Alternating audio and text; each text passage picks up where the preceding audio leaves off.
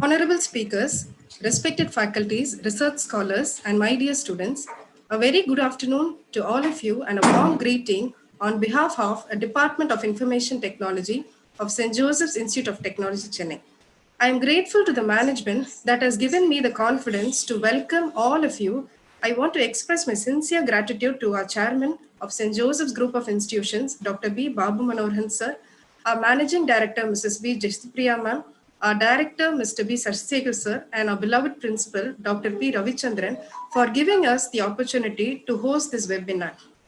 Dear participants, I feel proud to introduce to you this incredible researcher, Professor Dr. Dayalam Veluthaya Pillai, Faculty of Engineering and Science, Western Norway University of Applied Science, Norway, who has made a powerful contribution to the field of research on advanced nanomaterials for photovoltaic applications, energy storage, health applications, and on energy policy and management.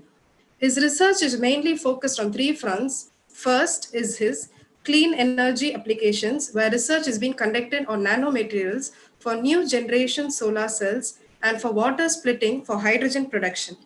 His second research strands on health applications, where the focus is on tissue engineering and bone regeneration. The third, research on energy policy and management. He has undertaken many research collaborative projects in Norway, UK, India, South Korea, Romania, Sri Lanka, Singapore, and all over the globe. He is a reviewer of a number of journals with publishers like Elsevier, Springer, and many other high impact factor journals. He is a guest editor in Solar Energy, Materials Today, Inter Science Publications, and a PhD thesis evaluator as well. He has led a number of international research expeditions. In that, his recent expedition is Member of Minister Delegation to India, arranged by Government of Norway in February 2020. He has over 140 international journal articles with peer review in SCI index journals and over 150 conference publications. His citations is around 1,619. His H index is 23 and I-10 index is 57. He has written many books in Inter Science, Elsevier, and Wiley publications. We also welcome Dr. Murugesan Rasakanu, Associate Professor, Western Norway University of Applied Science, Norway. He has a high-level experience in modeling and simulation of photovoltaic materials and is highly experienced in semiconductor physics and material science. His research expertise include modeling and simulation to understand the structure, electronic, optical, mechanical, and lattice dynamical properties of the photovoltaic materials. He has done his Bachelor's of Engineering in Electronics and has further pursued his PhD in University of Bergen, Norway. He has also a number of research publications to his credit. He is currently supervising PhD, Master's, and Bachelor students.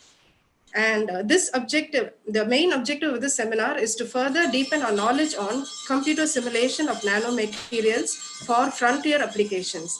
Now I hand over the session to Dr. Professor Dayalu Veluthai Pillai to enlighten us with the introduction. Yes, sir. Thank you, Niroshi. Thank you. First of all, good morning, everybody.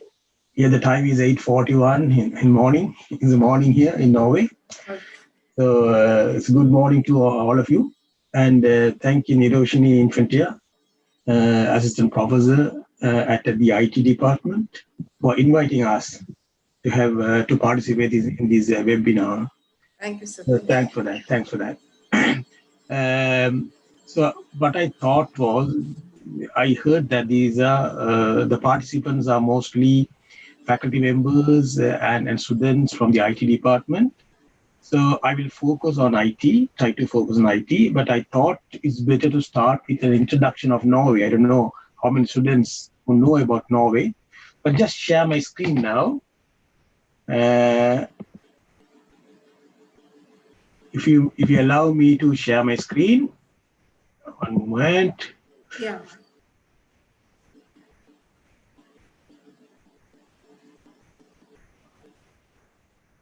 Yes. Okay, good.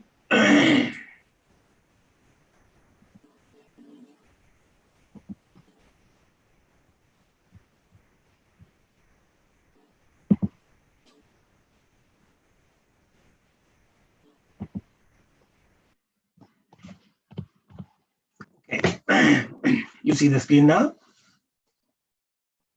Roshini, do you see the screen Yes, now? we are able to see. Yes, we are able to see. Good. Now my research group is called Advanced Nanomaterials for Clean Energy and Health Applications. We call it ANSEHA. So I'm from Western Norway University of Applied Sciences in Bergen, Norway. So as you all know, Norway is in Europe. I don't know how many of you are familiar with Norway. It's a country in the northern European hemisphere, and it's called one of the Scandinavian countries. Maybe you have heard that Norway is selected as the best country in the world to live. So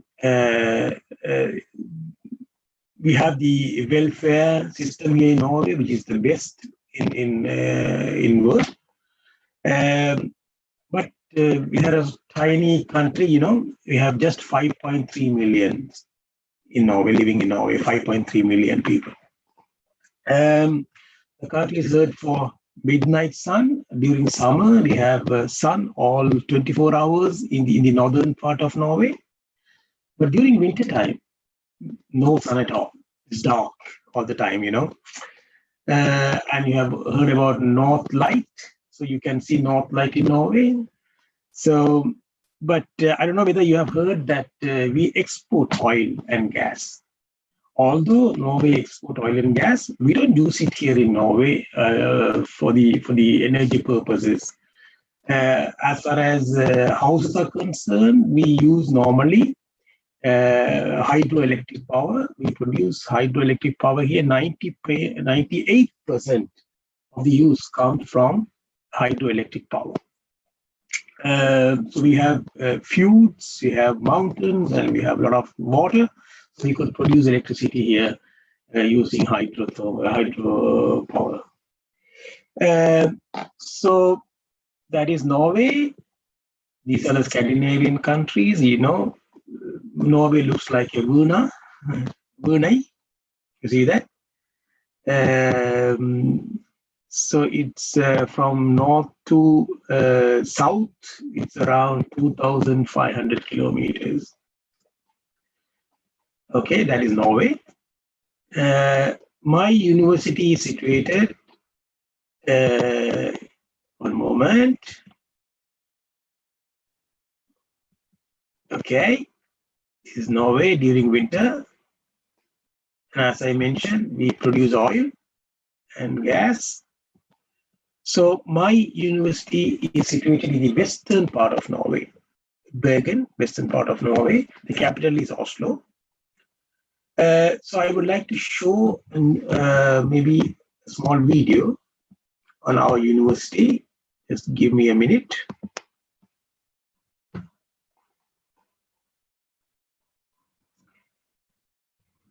I hope it works.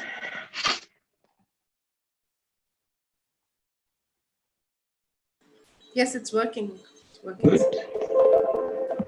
Knowledge shapes people and societies. Knowledge makes us grow as individuals and helps us build better societies. Society will not progress unless we work together to develop new ideas, transfer knowledge to the next generation, and create systems for taking care of each other. Society is constantly changing, and new challenges demand new solutions. More than 3,000 candidates graduate from Western Norway University of Applied Sciences every year, and they go on to fill key positions in our society. Our students learn not only the aspects of working life today, but also how they can find new and creative solutions. In our contributions to education, research and development, we aim for international solutions that are also viable in a local context. We search for solutions that are sustainable, and we wish to develop them in collaboration with the society around us. Our staff and students are encouraged to find working methods that are considerate of both humans and their environment. In these efforts, we also strive to draw upon the experiences and expertise of people outside of the university. Knowledge is not finite. It is always growing and changing. Therefore, we must ourselves also continue to learn. grow throughout our lives. Furthermore, knowledge increases when we share it. Therefore, all learning and development is done best when we do it together. Our university works continually to improve the quality of everything we do, to ensure that we deliver the expertise and research that society needs. Together, we build knowledge for the future, knowledge that shapes people and society.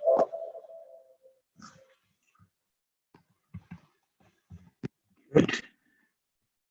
Just give me a minute.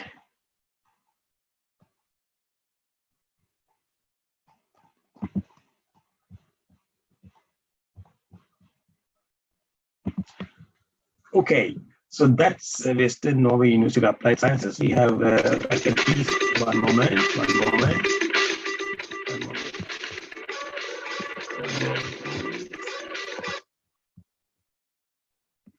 Yes.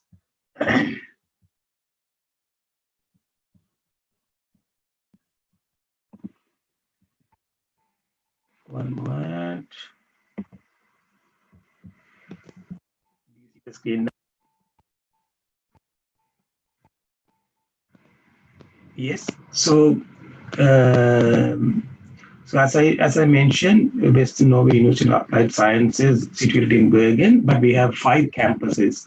The main campus is in Bergen, but we have 5 campuses in the western part of Norway in different places, different locations. So my group, I am working in the ICT and Natural Sciences department, and I will just show you what are the areas we are working on as far as ICT is concerned. Just go here down. I hope that it works.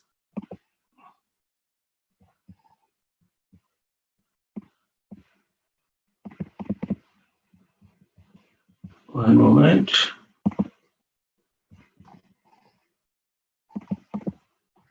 So as far as ICT is concerned, I will just go here. So we are working on software development. We have, GUIs, development of GUIs. We have physics-related research. We have a data science group. We have a data-driven energy system analysis group. We have a group for engineering computing to carry out simulations on different type of engineering problems. And file learning, e-learning, e-learning, that of course one of the main areas we are working on. We are carrying out simulation studies on fire disasters, health informatics, nanofluids, and for energy and process technology, robotics, robot modeling, programming, sensor network, measurement technologies, structures and materials, and so forth. So in all these areas, we have ICT-related simulation studies, and of course, ICT security and reliability as well. So these are the areas we are working on as far as the ICT section is concerned. So if I could proceed with the presentation here. One moment. Okay.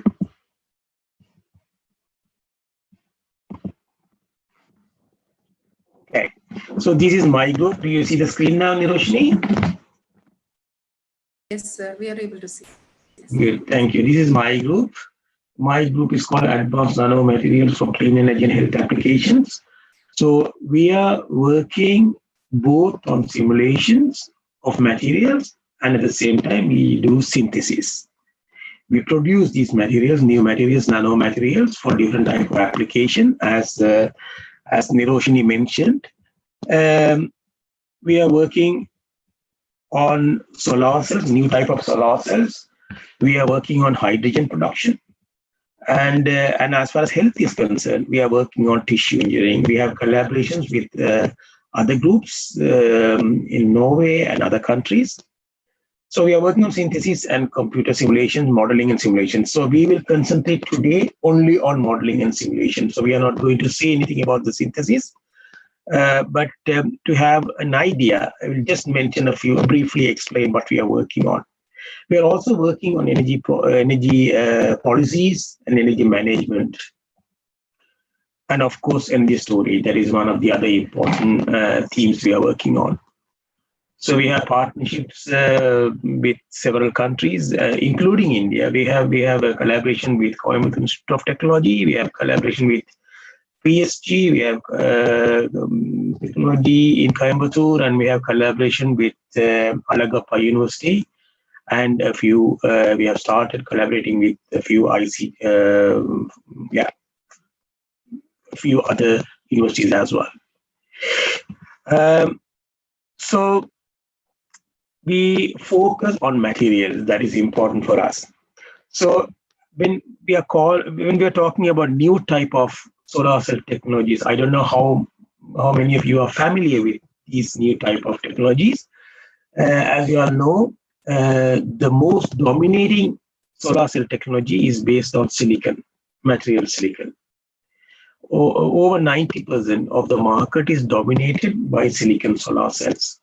But there are some challenges with silicon solar cells. As you all know, it's very costly, and the material is very brittle, and it's very thick, and you must have it on rooftops and or standalone. So you can't have it everywhere. So that is one of the disadvantages. And at the same time, you have to use a lot of energy to produce the silicon solar cells. So our aim is to focus on affordable to everybody, affordable technology. At the same time, it has to be flexible. In the sense, you can place these type of solar cells everywhere.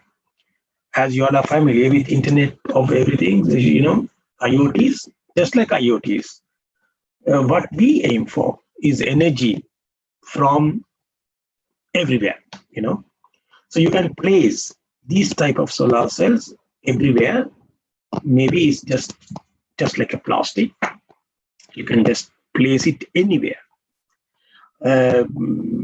Even at home, even these type of solar cells could work with diffuse light. So you don't need sunlight, direct sunlight.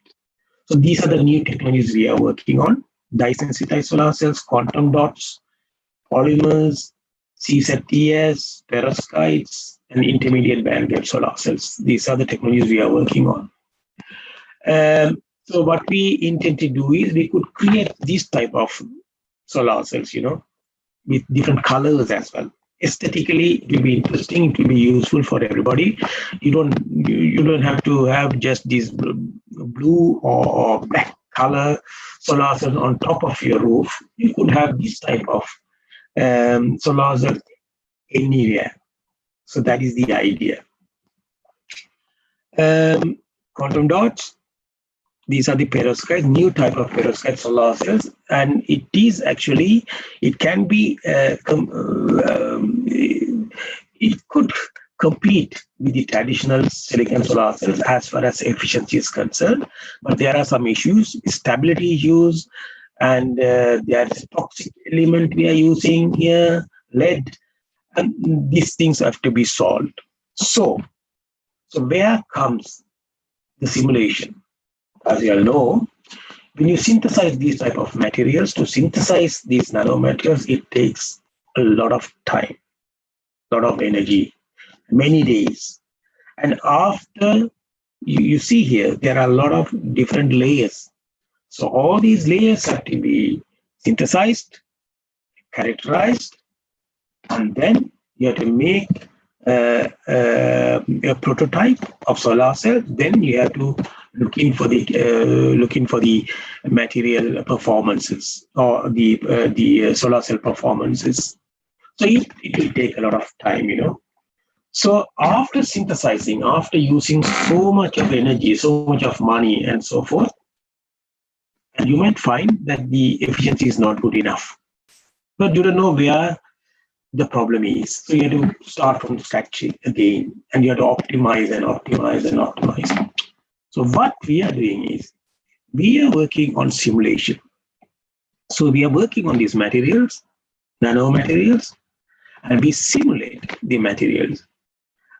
Prior to synthesis, we could simulate the materials, and we know which type of materials will have the best performances, the optical and electrical performances which we need. Because, in these type of materials, you need semiconductor materials, and you need materials which could absorb sunlight. So these type of characterizations are needed. So we can do it by using computer modeling and simulation. So Dr. Murugesan, he is my former student. So he was working with this type of simulation, and he will be presenting, and he's still working with that. And I have other students who are working with the same things, but they are working for different applications. So we are working with materials for hydrogen production, for data, for energy storage, and of course for solar cells. So Murugesan will shed more light on this later on. The other theme we are working on is tissue engineering. As you all know, nowadays it is a new technology. I'm collaborating with a group which is well renowned worldwide. But they are situated in Norway. They are working on bone regeneration, new bones, and new tissues. So, we try to develop functional cells, tissues, and organs. That is our idea. So what we do is we take stem cells from human body, and then we place it in the scaffold. This Yeah. So we take stem cells from human body, and then we expand the cells. We place it in a scaffold, and then we develop more cells, and then it is placed in the human body. So this is the thing. So here, of course, we find some difficulties as far as the scaffolds are concerned. So these are the scaffolds. Normally, what we do is we use some organic materials, some polymers to produce these scaffolds. So what we do is we 3D print these scaffolds, and you place the stem cells, and in a bioreactor you keep it, and we develop cells. When these are developed, both the scaffold and the cells are placed in the human body. So we have not yet started with the clinical studies, but there are a few studies which will start now. So the difficulty which you find is, we have a material, you must have optimal size of the scaffold. This scaffold must have pores, and they have some blood. It must be, it must have some performances such that it could tolerate pressure, it could tolerate pH changes, it could tolerate blood flow and everything. So these are the things we have to work on. So what we do is we use computer modeling first to design these scaffolds. And then when it is designed, then we can plot it. So we need some simulation, some designing techniques and so forth. And then we use a 3D plotter and print it. So that is one thing we do. And at the same time, we have to test, So you can do it experimentally. Of course, you could find the physical properties, but it would be good to do it, simulate it, and get the results, before you start with the synthesis and printing. So we have to find out the mechanical strength, the young modular stress, and everything. So you must do some simulations there. So So first we have to design it, and we must carry out a structural analysis using computer simulations. That is the first thing we do. When that is done, so we print it. Of course, that is okay. But at the same time, we have another challenge. These scaffolds, they have to biodegrade. After some time, it can't be in the human body all the time. So it has to biologically, it has to degrade. So then, of course, we must. This is the design. Okay, these are the design things. So we have to simulate and analyze stress, strain, and how it affects the scaffold.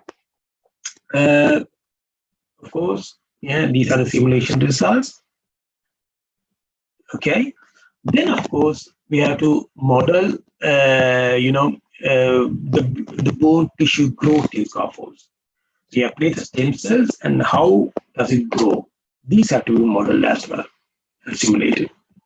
So when that is done, we must also look into what happens to these scaffolds after some time. So what about the biodegradable performances of this material? These are the things we have to explore. So here we need again computer analysis. So in as far as nanomaterials are concerned, we need to compute these type of materials. You need high performance computers. Here in Norway, we have such kind of facilities which can be used. So our students are using these kind of facilities here in Norway. So as far as computer science is concerned, we call these as engineering computing. We use computer science to solve the engineering problems. So in materials, one thing, and in bio-related things, the other thing. So these are the things we are working on. So now I will give the floor to Murugesan, Dr. Murugesan, so he could explain how he does these simulations. So if it's okay, Niroshini, I could let Murugesan to start. Is it okay? Yes, sir. Yes, sir. Yes. Okay. Yeah, it was. So I will just stop sharing my screen.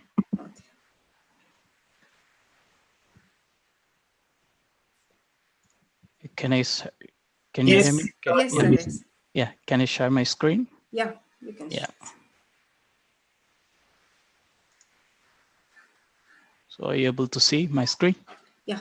Yes, okay.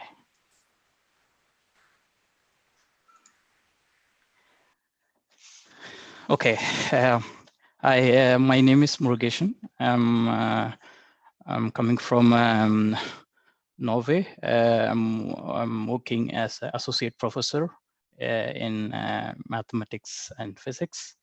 And I did my PhD in computer modeling and simulation of materials for photovoltaic application. My supervisor is Professor Dayalan. Here, I'm going to show how the computer simulations of nanomaterial work for some emerging applications, such as a photovoltaic health application or something. But my focus is only for the photovoltaic applications. Before I'm going to start, I would like to share some basics things. So how the solar cell work and how it's the procedure to start. So the main thing is, if you want to start from the solar cell, as you know, the solar cell, it converts the energy into it's a light energy into the electrical energy. So first thing is the light from the sun, though you can get the light, that we call it as a photon energy. We need to convert that photon into electron and hole. That means we can just hit the electron, the photon energy hit the material, that solar cell material. then it will produce some electron, and not produce, it's like you can just generation of that electron and hole. The electron will jump from the conduction band to valence band. So those who don't know about what is meant by the valence band and conduction band, I will show you. For example, if you see this, 2 seconds. If you see this screen, so you can see this is a energy band diagram. So for the silicon material, this is a silicon material. So in simulation, it's very easy to do this kind of things better than the experimental side. So we just start from this. This is the valence band occupied level. This is the conduction band unoccupied level. So if in between this gap, the gap between the conduction band and the gap between the valence band and the conduction band, we call it as the energy band gap. If this energy band gap is fit to that energy photon, then the electrons are jump from the low state, like a valence band maximum to conduction band minimum. Then you will get the electrons here. Then that electrons, we call it as electrical. That means you can produce them and the electrical energy. Then we just collect that electrical energy in as a load. So this is a basic principle behind there.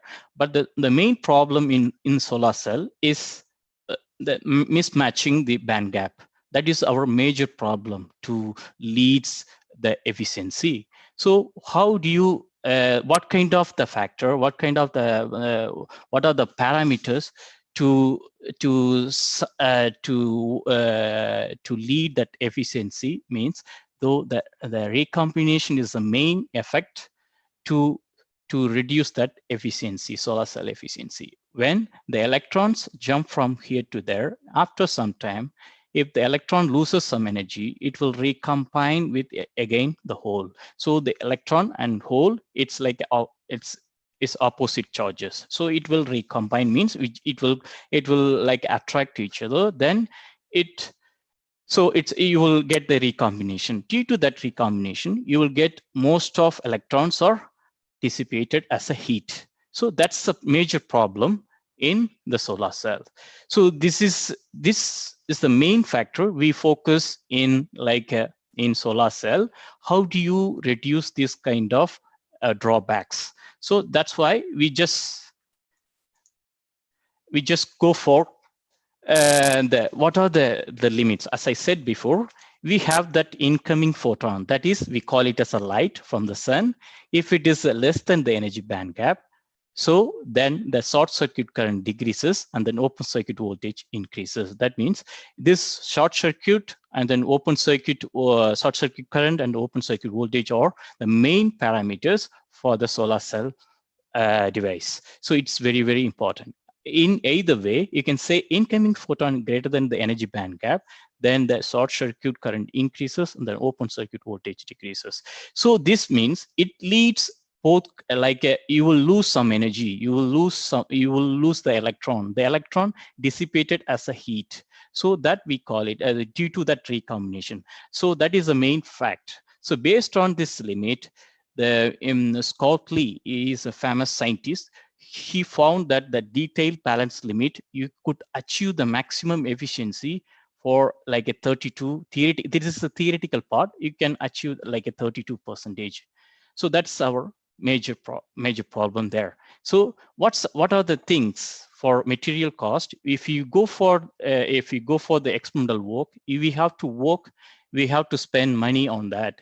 And also we have to spend, as Professor Dayalan said, like this kind of problem it's always be in the experimental side or synthesis side. So that's why we go for the computer simulations, and we go for what are the main things we have. So we just go for silicon.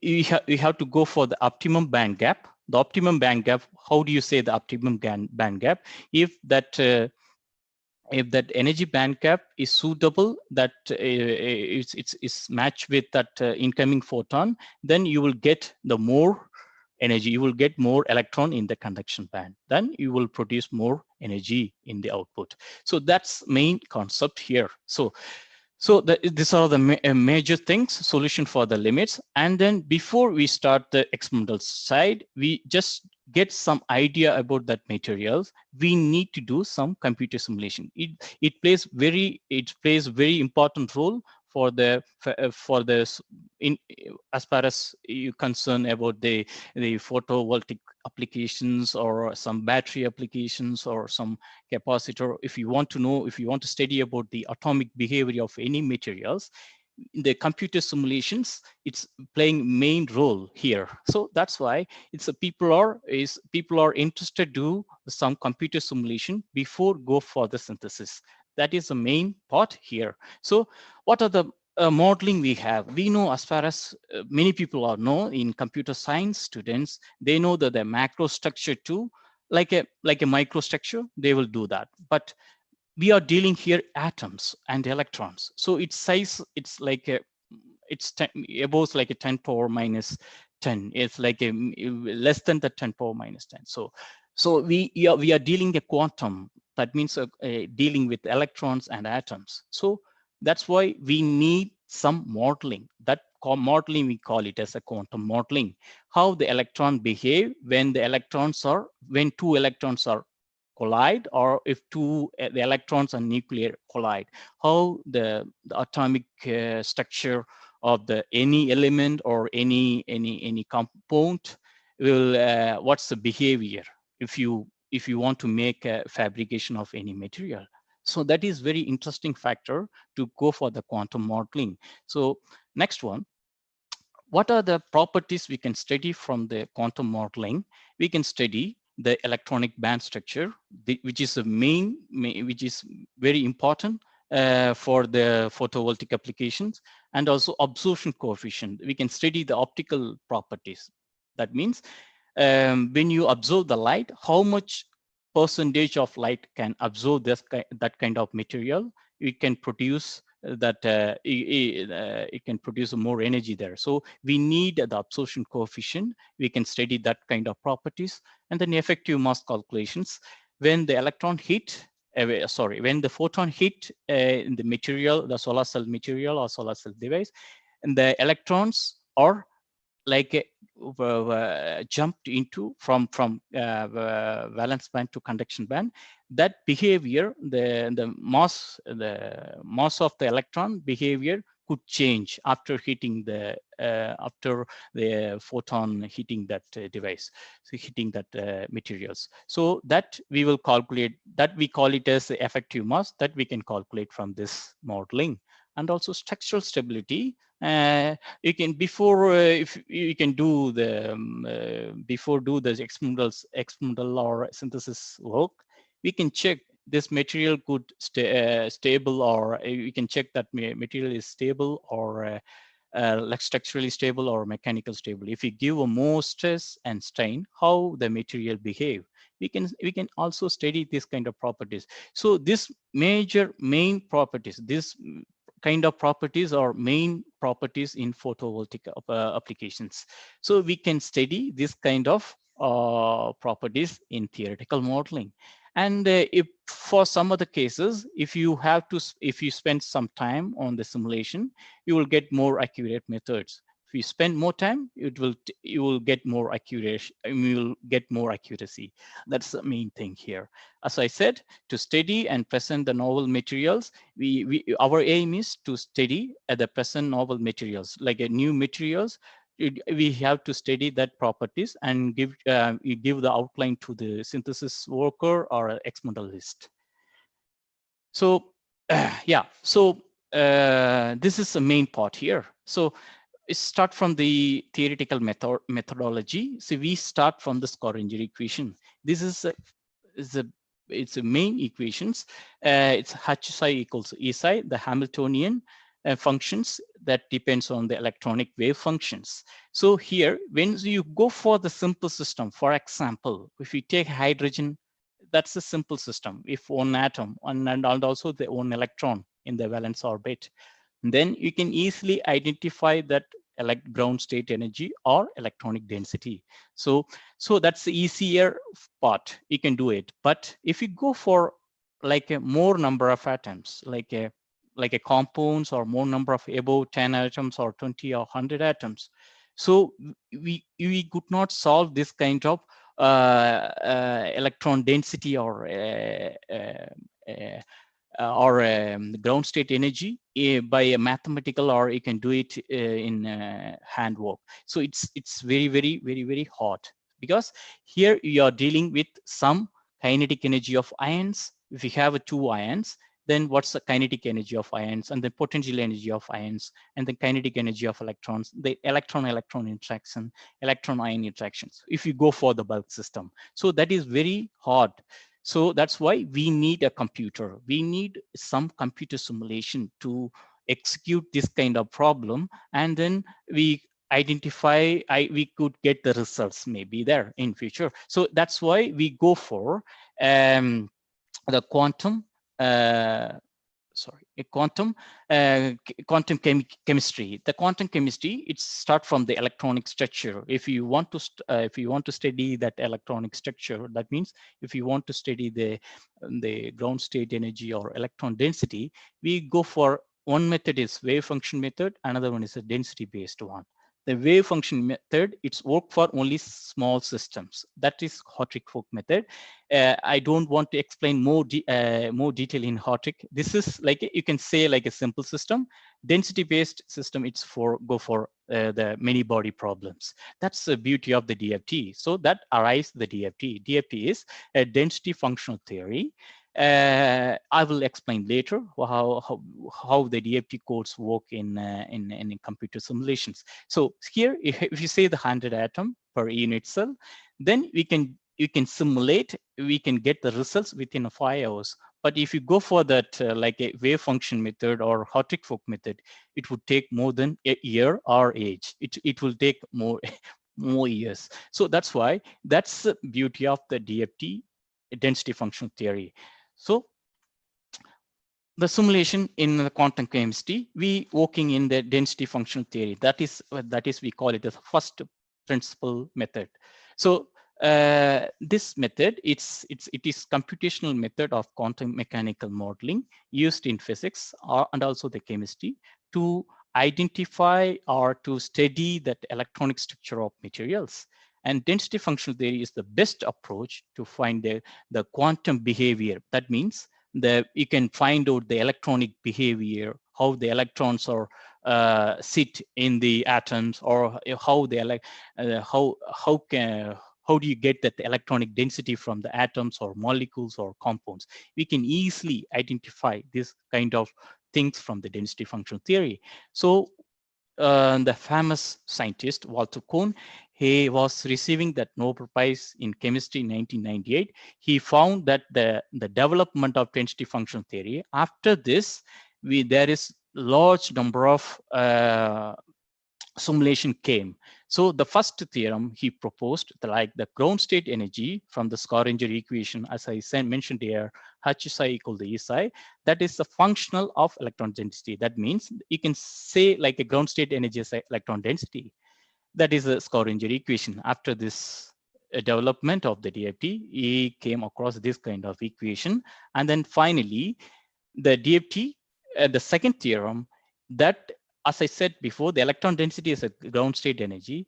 If you look for the lowest, the minimum energy, the lowest ground state energy, that is also the ground state energy. So based on the two theorems, it will, the Walter Kohn came with that energy functional E psi equals to the known energy, like a potential energy and kinetic energy of some ions and electrons, but we don't know about the exchange correlation energy. So that is that we need some approximation. Without approximation, we can't solve this kind of equations. That's why we go for DFT approximation. We have the two type of approximations. One is local density approximation, and another one is a general gradient approximations. The local density, you can see this. If you see that electronic wave function, if we can pick any part. We don't know about the electrons where is sitting there in atoms. So it's very difficult to identify. So we don't know about the electronic things, the electron where it can be sit. So we just randomly we searching the electrons, and we can put that we can put some points, we can pick up that points and calculate that energy. If that energy is low, that means that the ground state energy is very, very low, then we can say that electron, that is the electron density. So from this approximation, we came across a lot of information. Then from that electron density, we can find a lot of properties from there. That is very important after the DFT LDA came. So of course, it has some major disadvantages, because there's some problem. It's overestimate the binding energy. So that is another concept. So that's why it's good, suitable for structural stability, or you can structural characters, structural properties you can study from LDA. So after LDA, due to some major drawbacks in LDA, we go for LDA GGA. You can take that one as a general gradient approximation. We can take that, we can take account in local density approximation, and also some spatial density as well. So we can combine with this, and then we will get at the DFT GGA. So based on this approximation, we have some self-consistent procedure here, field, something here. So how the DFT works, that's we need the computer here. How do you simulate? So we start from this. First thing is we start from this. How we start from the we start from the atomic numbers, and then if you know the atomic numbers, what are the atoms, what are the positions of ions, if you know that, and you can just go for the plane wave basis method. We working all kind of problems, like in crystal structure, we make that one as a plane wave basis. I will explain this one later maybe. And then I just pick the trial density. That's like I take the trial density for some atoms. For example, if you say silicon, or if you say hydrogen, or any atoms, if you say like some electron density, if you pick some electron density and calculate that Hartree and exchange correlation energy after that, and then you just use that two approximation, find out the new electron density. If you found that electron density, so if it is same like the trial density, then you can say that one is a compute total energy. So you can see this one is like a flow chart for that, and how the DFT works. So of course we need here like a computer. We need high performance computing. So that's why we go for the simulations. Without if you go for like a small system, it's okay for hydrogen or for silicon, or for a number of atoms is small, like a 1 atom or 2 atom. We can calculate by manually, or you can just use that Hartree-Fock method. But if we go for bulk system, many body problems, if we go for like a large number of atoms, then we go for computer simulations. So we need this kind of flow chart. Then this is a very, very important self-consistent field in DFT. So that's here. Before I just show you that what are the plane wave basis. Plane wave basis, as I mentioned earlier, the plane wave basics waves are like a periodic. We can just say like a wave function is periodic. Then the periodic crystal is, you can just say like it's like a periodic. That means you can get the all output, like you can just expand your crystal structure in all manner.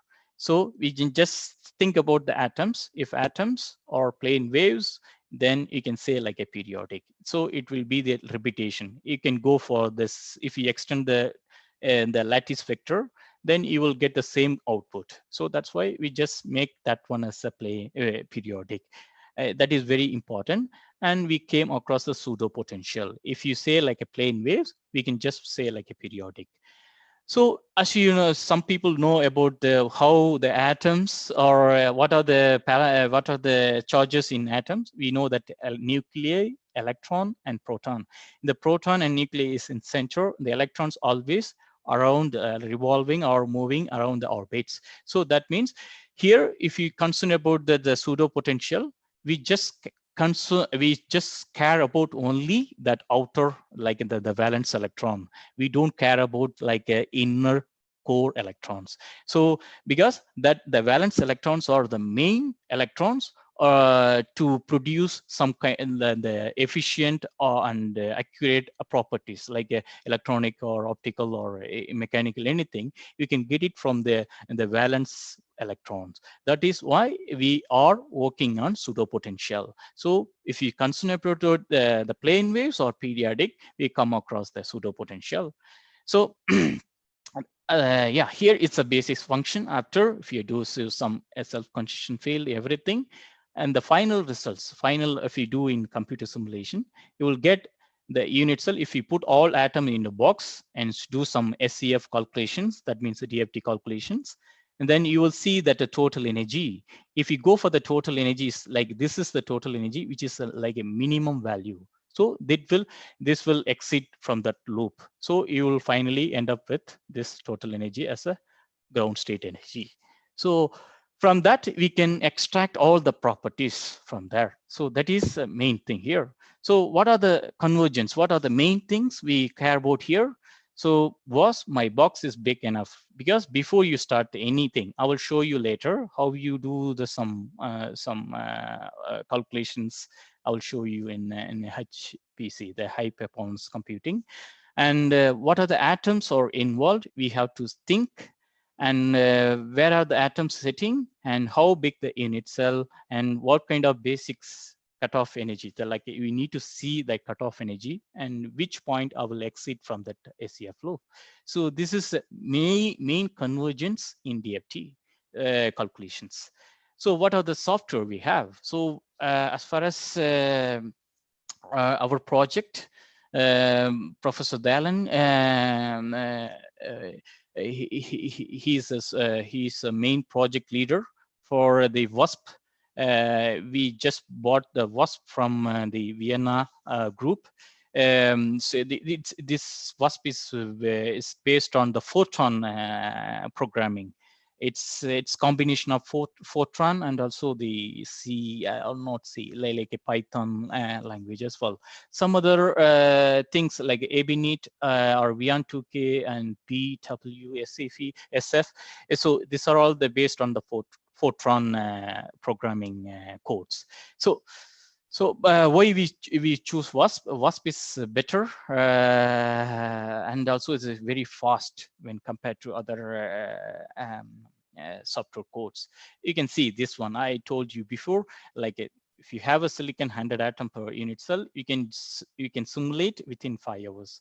But if you do go for the wave function method or anything, it will take more years. So that's a problem. So that's why the modeling software for DFT modeling, we use the WASP as the best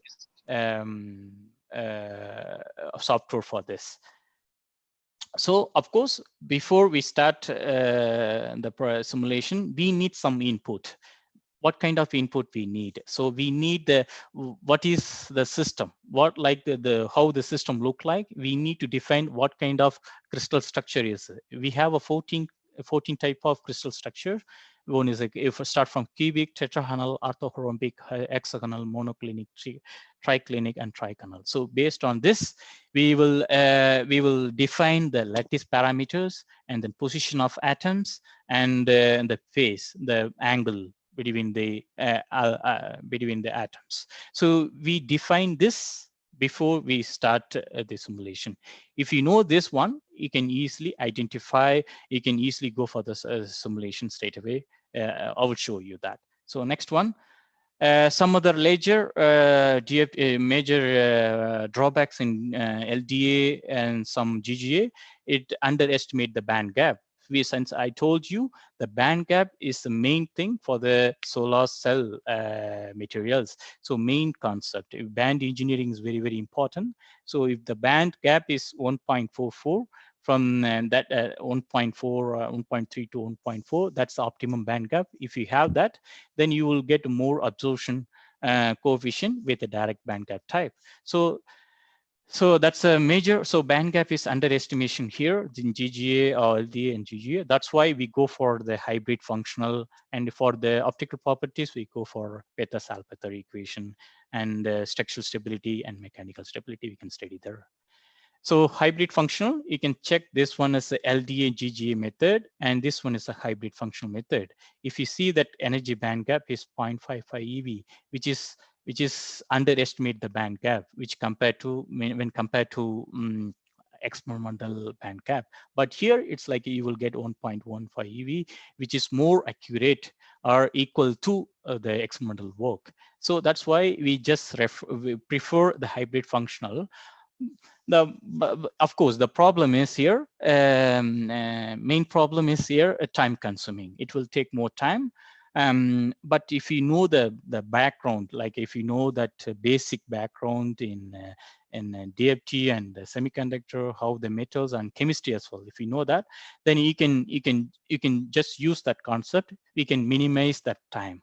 So we have something. So based on the range separation parameter or what kind of energy it will, the binding energy, if you know that binding energy before that, so it's very easy to simulate, and less time it will take. So of course, the absorption coefficient we can calculate from this DFT, and material cost. You will show if the diffusion length of carrier is, if it is high, then the absorption coefficient is very large. Then the material cost should be reduced. Material cost, we can just maintain that 1 micrometer is sufficient for the solar cell materials. So for the optical properties, for GGA LDA, it's not suitable for optical properties. That's why we go for a BSE, Peters-Salpeter equation. This is the equation. We just use all kind of equation. We can just code it like we can just use some programming, and we can just simulate from that things. So we some codes like WASP code, it's already there. So you can use that Peters-Salpeter equation. We can just use the this is a basic background in BSE method. If you use the DFT plus GW, then you will come across the correct band gap, and then you just identify the dielectric constant and end of it. If you know the dielectric constant, we can easily identify the properties, optical properties of the material. So if you see, this is optical, this is the energy spectrum. If you see that energy spectrum, this is our region. We need to look this region. This region we call it as a visible region. So if this one, it's like if it is like for the band gap is 1.5, 1.4 EV. If you have that one, then you will get the more energy here. Otherwise, it will get a more less absorption coefficient. So the effective mass calculation, as I mentioned, when the electron, when the photon hitting any material, any solar cell materials or device, the electrons change, it will change some behavior. That behavior, like we call it as, some people, they call it as a quasi-particle. So the mass of the electrons lightly changed. That mass, we call it as the effective mass. If the effective mass is less, then you will get high electron mobility. If you have a high electron mobility, then you can easily get that electrons in the conduction band, and then you will get in the output load. So some of the properties we can study in the DFTs, stability we can study, and stability of PV materials, photovoltaic materials, and mechanical stability, and we can study all kind of properties from there. So before I start my paper, I'm going to present my papers, articles, and I would like to show how we do the simulation in high performance computing. Here we have. So we need some SSH, like a secure cell communication, like between your computer and your cluster, like a supercomputer. If you have, you need to get some approval from the people who is in supercomputer. We have that company we called Sigma 2. My professor Dalan, he's a project manager for that one. So we could get some hours to execute, to produce, or to run some simulations. We need some hours, and also we can see what are the modules regarding like WASP. We are using here WASP. So we have this kind of version we have. So you need to get permission from that WASP as well. So these are the things before we start. And as I mentioned earlier, yeah. So this is one. So we need a basic input. That input we need what are the lattice parameter A, B, C. What are the lattice parameters? These are the lattice parameter, and the crystal structure look like this one. So you can download from the material project, or you can download from the some database like a COD database like that. You can download from there. So you can get the CIF file. This CIF file, it's contained like all, if you see like CIF file, it contains like this one, like A and B and C, and also the position of the atoms. So these are the basic input. If you convert that input into WASP input, you can see that will look like this. Like this, you can see this one, like this is a lattice constant, and this is a lattice vector, and this is a position of your atoms. If you say silicon, you have a two atom silicons, number of atoms is 2. So here, so we have to mention the 2 position of the atoms. You can check that one. So this is the basic input. Based on the basic input, and then we will generate some potential energy that we will get from the port car. So we have a post car and port car, and we have some. These are all the, I'm talking here, it's the input. What are the input files we need to simulate? So we need input files like in car, post car, K points, and port car. These are all the input we need for the simulations. As I said, the postcard should it look like this, we have the lattice constant, and then the lattice vector, and then this one is like a position of your atoms. And the K points, you can see that the K points in the first brilliant zone, we have to model any crystal or any Bravais lattice in first brilliant zone per unit cell. So we can just define that K points. These are the basics. If you are some people, if you are not familiar with the DFT and then the chemistry, quantum chemistry, it's very easy to do simulation. That is very important part. So you will get as that's the main part. And then we can just define that how much the time it will take to run. We just assign, and then how many clusters, how many nodes we need. For example, if you see here we need to say like some of from CIT group, they know how the script. The script look like in cluster. We need to define the project number, and then the number of nodes, and how the number of nodes per the task per nodes, and also the how much memory you have to assign. So these are the basic things to submit your job, like you want to start simulations. So after simulation, you will get some output. That output, or we can just get from the output files like outcar and concar and doscar. So these are all the things we can get it from there.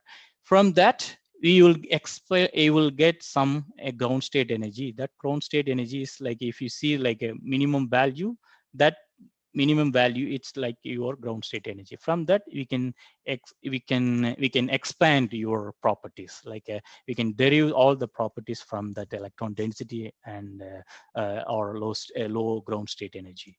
That is the main part here.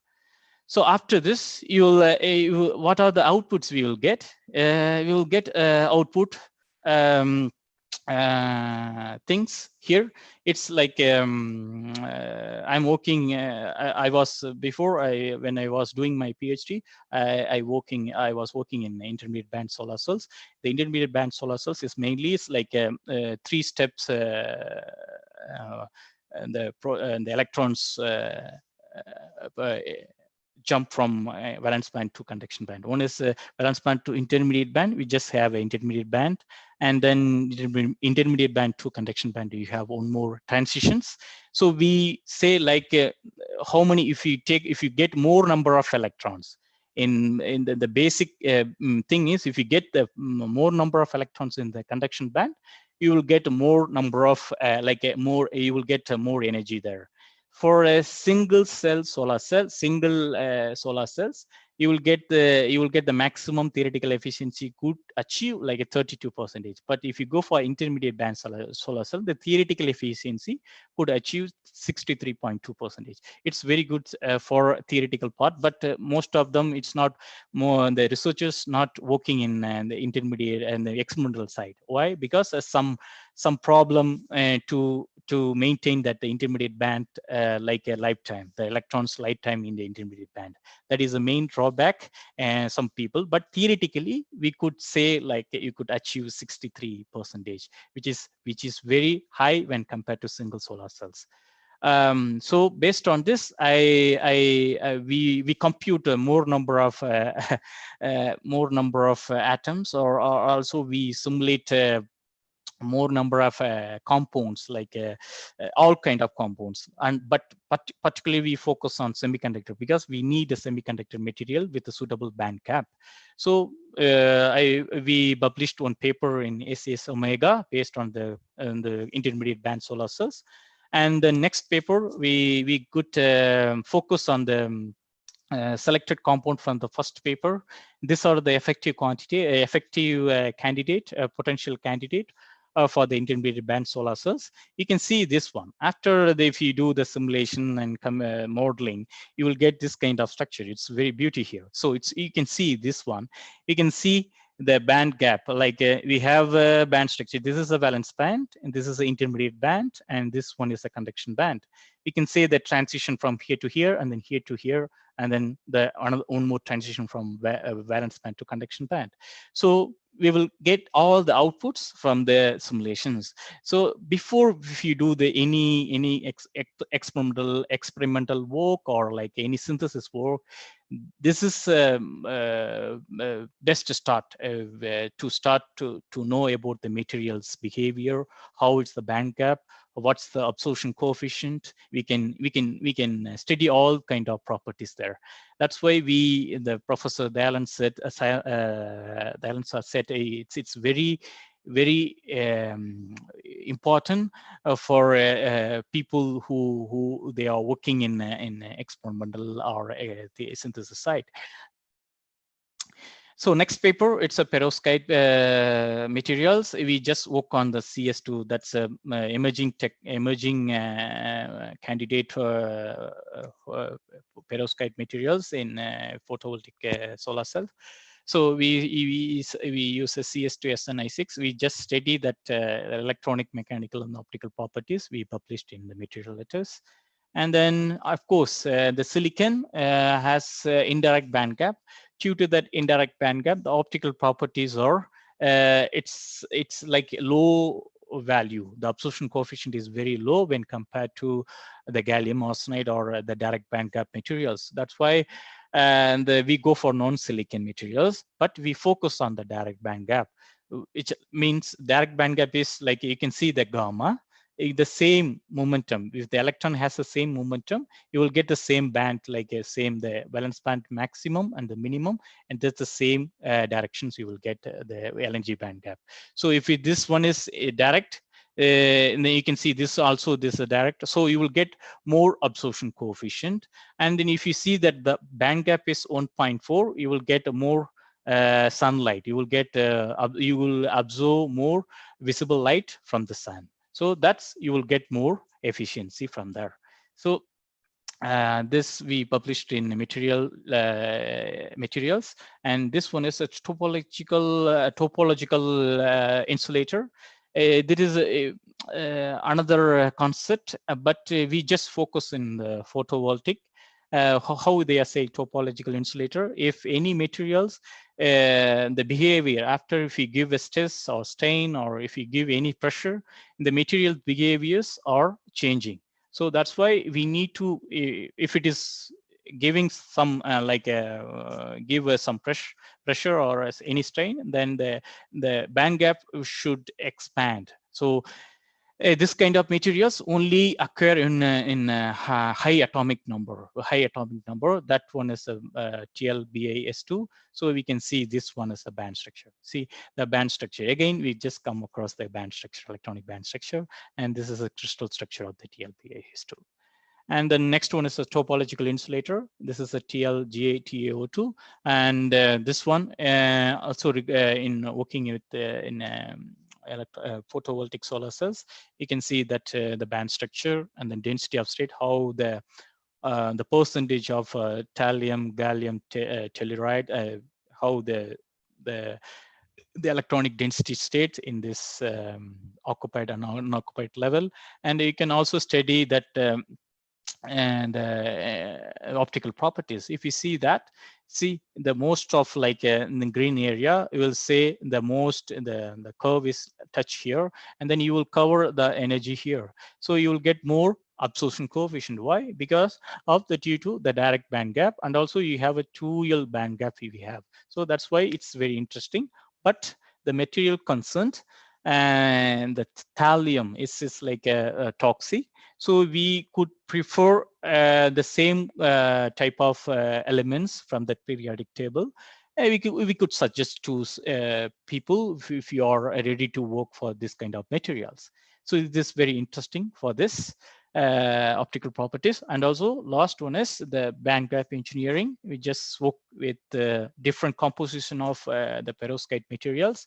If you use lead free, then that will be a best option for the perovskite. And also the stability concern, as Professor Dalan said, it's very important to maintain the stability of the perovskite materials.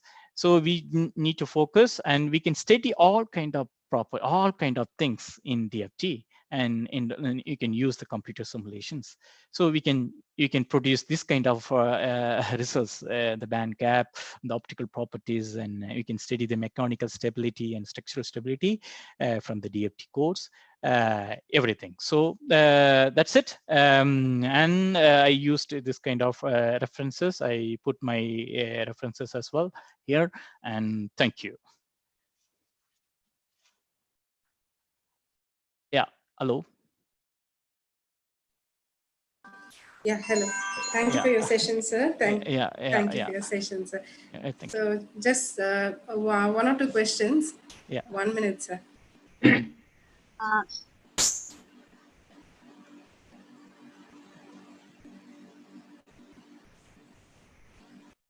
Excuse me, sir. Yes. Yes, sir. Thank you, Dayalan sir and Mr. Murugesan sir, for your wonderful presentation.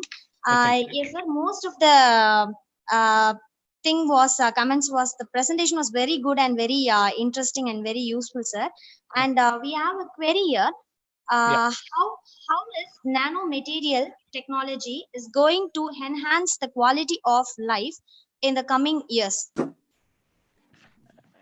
Yeah, as you already see, I think there are going to be two issues in the near future. One is regarding health, and the other one is energy. These are the two important aspects. As far as energy, that we have already shown that nanomaterials have a role to play. As far as energy is concerned, we are going to be relying on renewable energies. So if it's renewable energies, then of course it has to be solar, it has to be wind, it has to be hydrogen, and so forth. So in these type of energy, renewable energy systems or resources, to exploit the energy efficiently, you need nanomaterials. So in that sense, nanotechnology is going to help us. That is one thing. As far as health is concerned, we have already shown you that as far as drug delivery is concerned, now we are using nanomaterials for drug delivery. And all these, now we have the corona, corona, and to find the vaccines and so forth, you have to work in the nano region. So you have to model it, you have to simulate it, and you have to synthesize it. So it has to go hand in hand.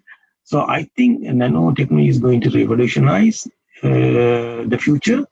And even you all have heard about the science must go hand in hand.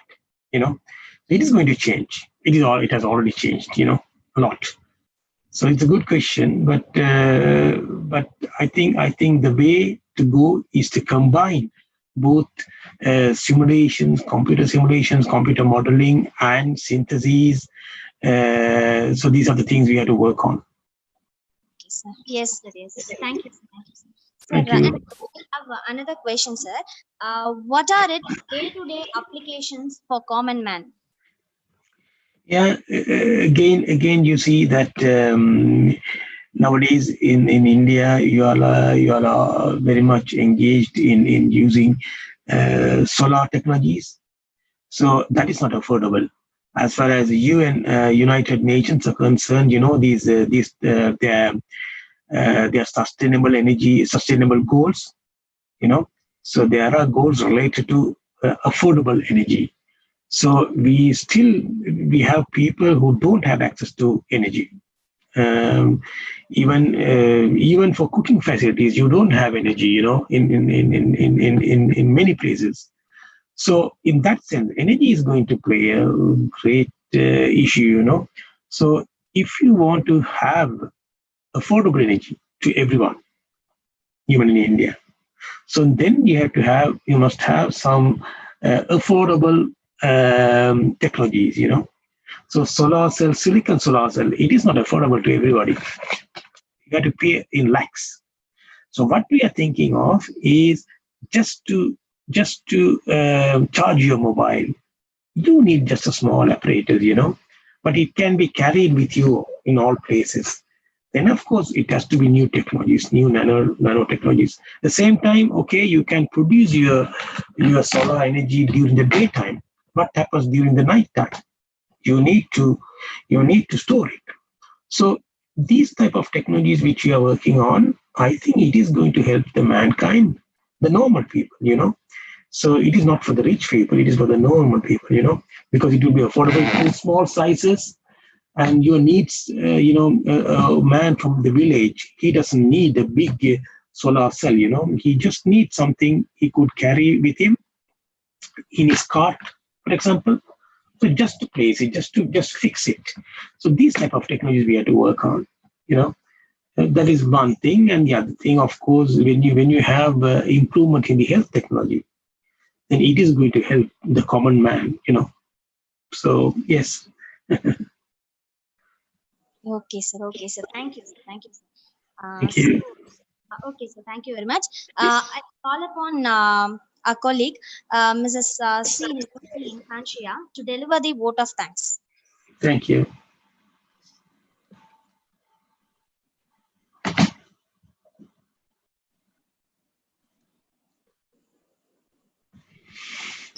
Thank you for your insightful explanation, Professor Dr. Dayalan, regarding your research work and about Norway as well, and Dr. Murugesan about your presentation in computer simulations of nanomaterials for frontier applications in real time. We are so lucky to have a resource person like you. The best and beautiful things in the world cannot be seen or even touched. They must be felt by heart. Thank you is one such word. I consider it a great privilege to propose the vote of thanks on behalf of the Department of Information Technology of St. Joseph's Institute of Technology and the dignitaries who have witnessed this webinar as a memorable, successful event. Extend a hearty vote of thanks to our distinguished speakers, Professor Dr. Dayalan Velavdapillai and Dr. Murugesan Rasakanu, Western Norway University of Applied Science, Norway, for making an excellent presentation and making this webinar interesting and meaningful, who has given with your remote presence and took out valuable time of your busy schedule. I would like to extend a special thanks to our patrons Dr. B. Bhav Manohar sir, our chairman, Mrs. B. Jessipriya ma'am, our managing director, and our director, Mr. B. Sasishekhar sir, and our beloved principal. We will remain grateful to you, and we thank you for being with us today. Last but not the least, I thank all the dear faculty, students, and researchers for showing their interest in this program once again. So please get connected for tomorrow's event by Mr. T.R. Srikanth, Strategic Technologies Executives on Digital Transformation at 10 a.m.